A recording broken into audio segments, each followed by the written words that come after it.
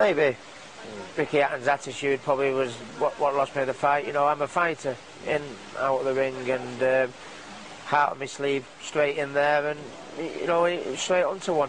Nothing I can do.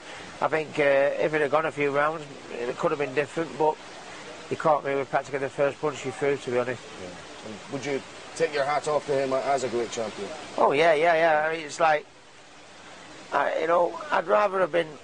Yeah, it's hurting at the minute, but I'd rather have been knocked out, you know, in 2 rounds than have somebody that has outclassed me for a full duration. Yeah. Because, you know, if somebody outclasses you, boxes you, stands on your head and outboxes you, then you can hold your hands up and say, listen, the better man won. The better man did win, but I mean, when the punch lands like that so early on and that, you know, a lot of ifs and buts, but I mean, maybe it could have been different, you know, but I mean, that's boxing, one punch, that's all it's set. Great support out here again, and I know you've seen a few of them afterwards. Has that picked you up, the reaction from them? Yeah, it's, I mean, I'm not going to say that I'm the greatest British world champion that we've ever had, but I think one thing that isn't up for discussion is there's never ever been a world champion from Great Britain that has had a fan base like Ricky Hatton. Whatever I decide to do in my future boxing, you know what I mean, credit crunch, I mean, 30,000 people I think that have come here this weekend. It's been, I mean, I think the most any other fighter has had is about 10,000 for any other fight. 30,000 for this, 35,000 for the Mayweather fight. Nobody has ever had support like that. It's incredible. They're still cheering your name now. You know, still cheering my name, and you know, it's.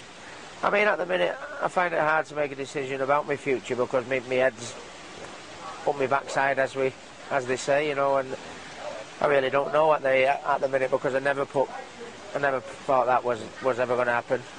But people are still going to see plenty of me. I've done enough in my career to know. Obviously, I'm going into promoting now. I've got the future of youngsters, and they're going to be filling my dreams, you know, from here on in.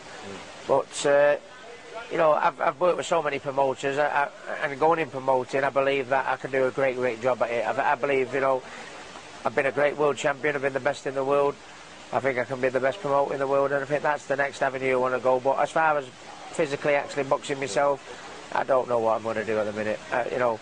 Shane Mosley said, not a time for snap decisions. Take some time and think it over. That's going to be. That's exactly what I'm going to do. But people are going to see plenty of Ricky Hatton. I'm not going to just drift off into the distance. Boxing's my game.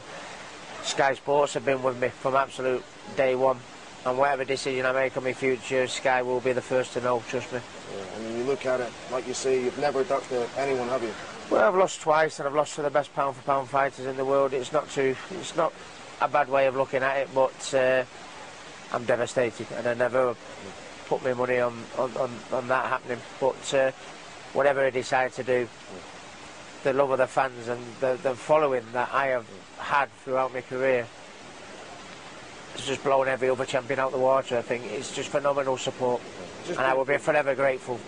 You're not one to make excuses. Was the preparation adequate, you know, in every area? You know, was there a little niggle again with the elbow near the end of the camp as well? There was things that could have been different, but I'd rather not talk about it.